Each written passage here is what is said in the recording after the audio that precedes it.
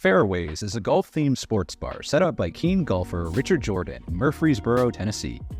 After 10 years working in the finance industry, he sank all his savings into the bar and grill and invested $40,000 in a state-of-the-art golf simulator to draw in the crowds. But unfortunately, it didn't. The bar lost $10,000 in the first month, and Richard was forced to return to his accountancy role to keep the venue open. Assistant manager Michelle stepped up to help, taking on more hours to keep the doors open. And in the kitchen, Richard's friend Kevin is responsible for cooking and cleaning. After less than a year in business, Fairways has racked up $150,000 in debt, and Richard has just 2 months to turn things around, or he risks losing his home. It was time to call in bar rescue. Jon Taffer arrives and carries out surveillance from an SUV. Along with the health inspector he's invited along. That doesn't bode well. His first observation is that, as a name, Fairways Golf and Grill doesn't include the most important word, bar, and it doesn't help that the sign makes it look like a golf supplies store. His second observation is that after monitoring the bar for 3 days, he's seriously concerned about the state of the kitchen. The reason why I wanted you to come here is because I think this might be the worst kitchen I've ever seen. Having seen the disgusting footage, the health inspector agrees with him. The standards being so low can only mean that the owner doesn't care. To gain a more accurate picture, Jon sends 2 of his top experts, Chef Brian Duffy and mixologist Phil Wills, undercover on a reconnaissance mission. The duo is dressed to impress, both sporting flat caps as their headwear of choice, because nothing says incognito like twin headgear straight out of Peaky Blinders. As they enter, you can almost hear the regulars thinking, who ordered the British invasion? Brian and Phil take a seat and order one of everything on the menu, surprising Michelle, who calmly starts mixing their drinks. In the kitchen, Chef Kevin frantically tries to handle the large order, visibly stressed by the sudden surge. Jon watches on in horror as Kevin handles raw meat and then cooked products without any thought for sanitation, and uses a bowl covered in a thick layer of grease and charcoal to cover the food he's cooking.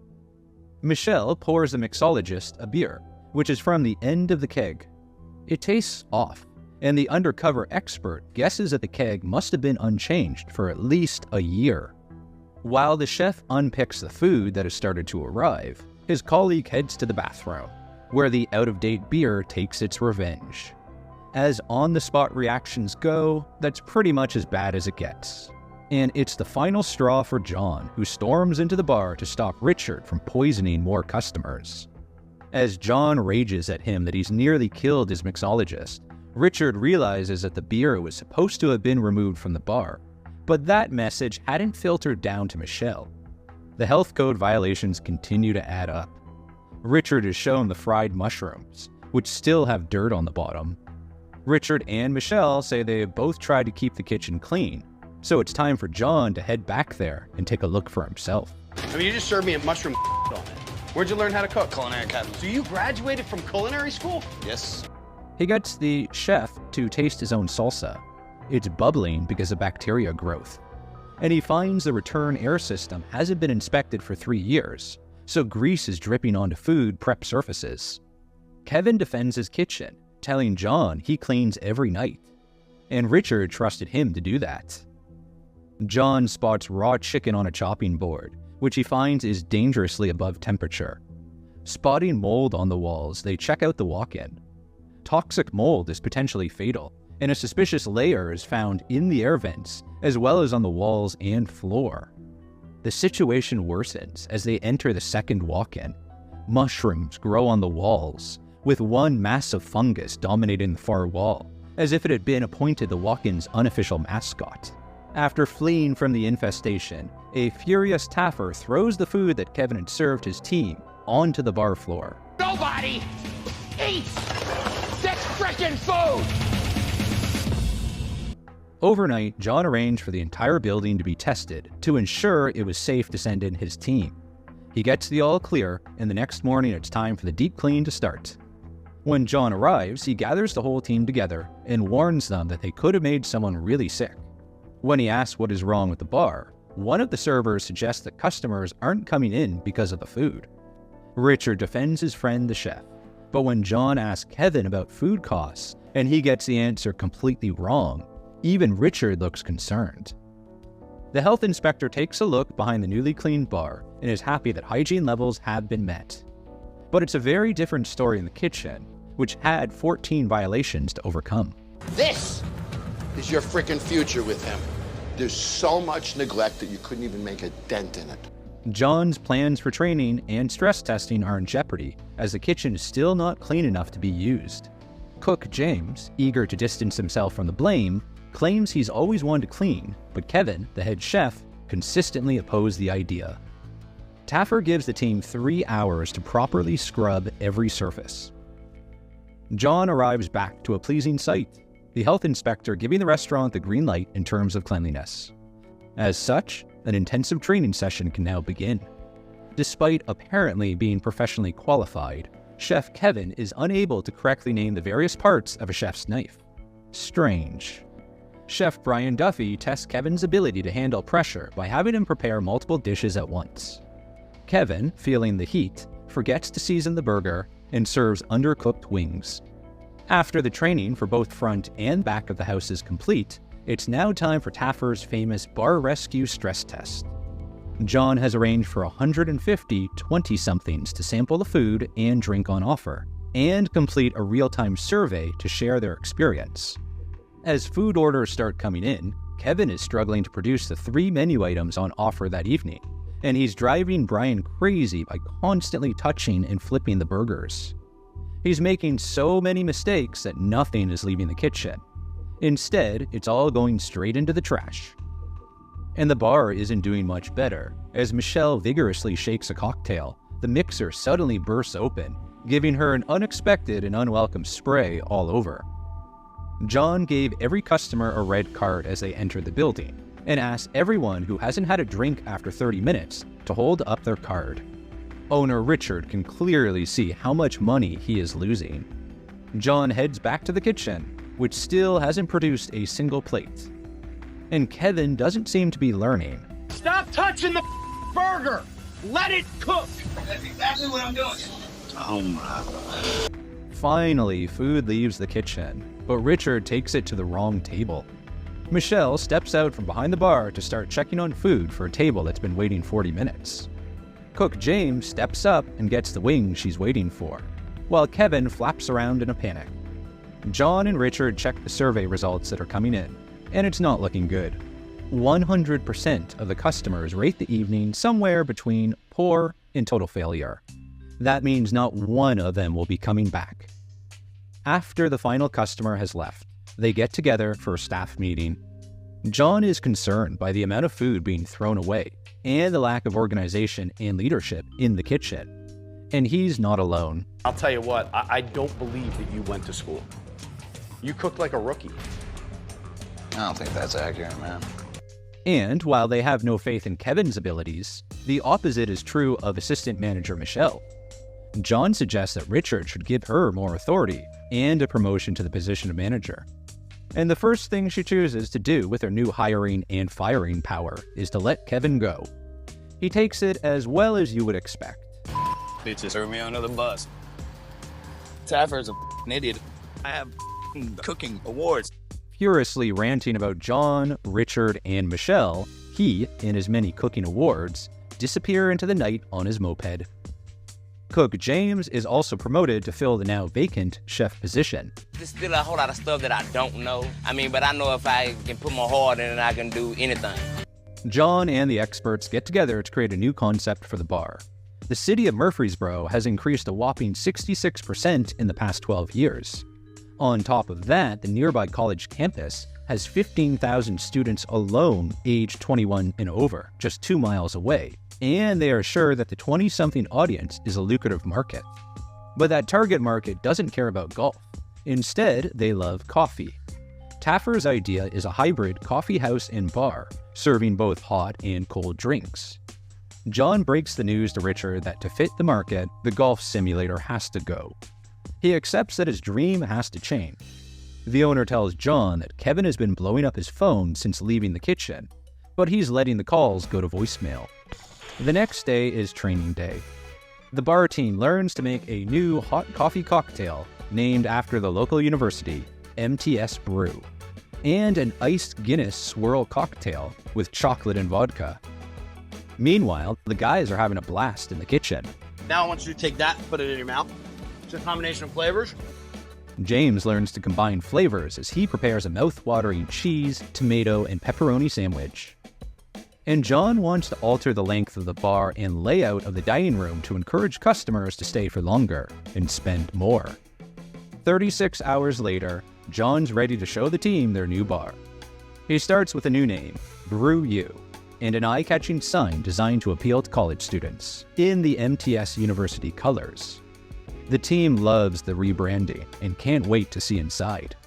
Jon explains how he's included distinct areas to suit different needs, from individuals looking for a seat alone to large groups at the main tables, which have hanging power sockets for phones and laptops. The bar has been made bigger, and the plumbing is all new. The wooden bar now has a clean metal top, and 4 extra stools will bring in $40,000 more revenue each year. It's time for the grand reopening, and Richard welcomes the waiting customers through the doors. The kitchen is busy, but Chef James is sending out food at a great pace, with 6 or 7 minute ticket times, and the customers love the food they receive. The bar is also slammed, but Michelle is getting orders out quickly. The questionnaire results reflect the changes. This time, 100% of the customers would recommend the bar to a friend. The evening is a huge success, and Jon leaves Richard to enjoy his thriving bar.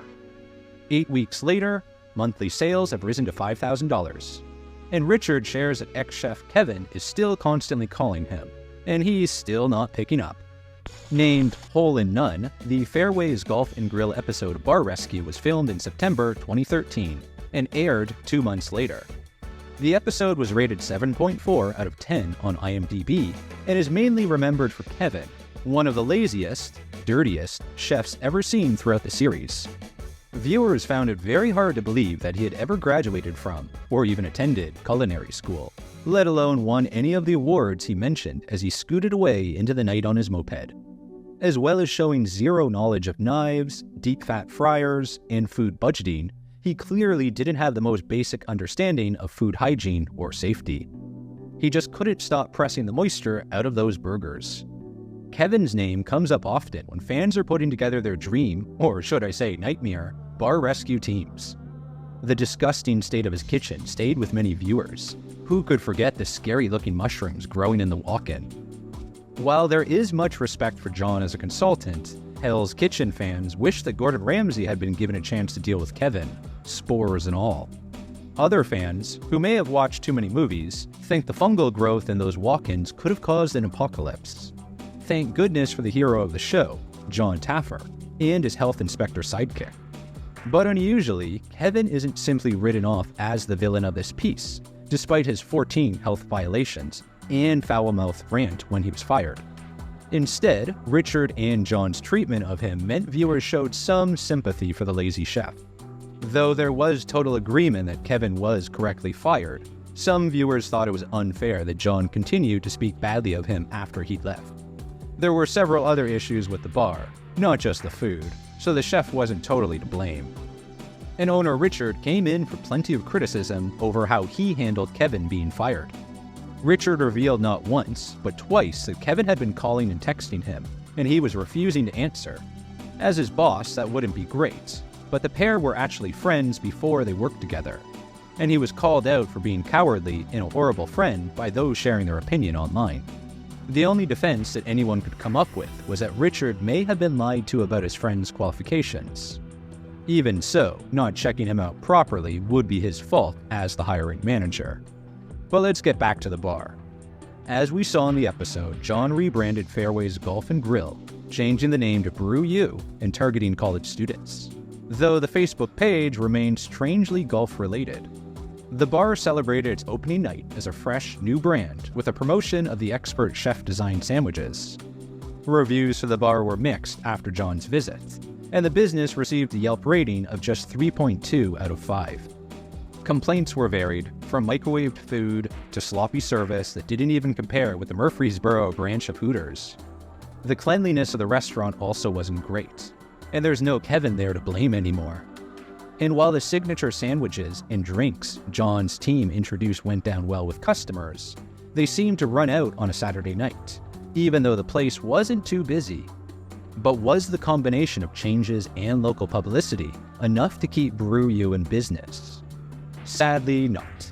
The bar closed its doors in December 2014, just over a year after Jon's visit. It looks like the last night was a great party. And if you look closely, you can spot ex-chef and ex-friend Kevin in the final crowd. Did Richard finally take his calls? It seems that ultimately, Richard blamed the location of the bar for its failure and decided not to renew the lease. But he didn't attempt to restart his business in another venue. Brew U was gone for good. After remaining empty for a couple of years, in 2017, the building was taken over by Party Foul. It was a third venue opened by the Nashville business, which specializes in hot chicken and cold beer.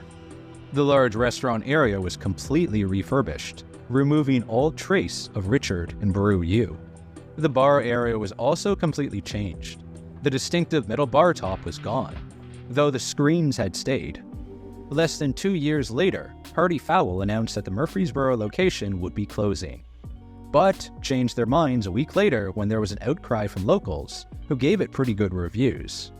So instead of closing, they expanded the menu and opened more locations. But they were hit hard by the pandemic and applied for bankruptcy protection in January 2024. Thankfully, for chicken lovers, the restaurant is still open and operating from the same building today. So, what happened to the staff and owner of Brew U? Let's start with the manager, Michelle. After leaving Brew U, Michelle worked at another sports bar-style restaurant, Old Chicago in Murfreesboro, which has since closed. In 2020, she moved to Indiana and took a job at Mexican restaurant Social Cantina, where she is still working today. The reviews are pretty good, and lots of them mention the super friendly service. We wish her all the best for the future. James the cook stopped posting online soon after the episode aired, but we can be pretty sure he enjoyed his bar rescue fame. One of his limited updates at the time was a repost of Jon Taffer's complimentary tweet about him when the episode aired. On to owner Richard, who lost his business and maybe a friend following his bar rescue experience. It's a surprise he ever appeared on the series, as he apparently hates reality TV. What would Jon say? There isn't much online about what Richard did next, but we did find something interesting in his friends list. Yes, that's right, it looks like Richard and his old frenemy Kevin stayed in contact. So what became of Kevin after he was fired from Brew U? Viewers were hopeful that he would stay out of the hospitality industry, but they would be disappointed. He took his newfound kitchen training and moved on to another kitchen role flipping burgers, and no doubt still squeezing them, as a chef at the Murfreesboro branch of Hooters. We're sure he's very happy there. Well, he should be. They even have plenty of parking space for his moped. We wish everyone from this episode all the best for the future.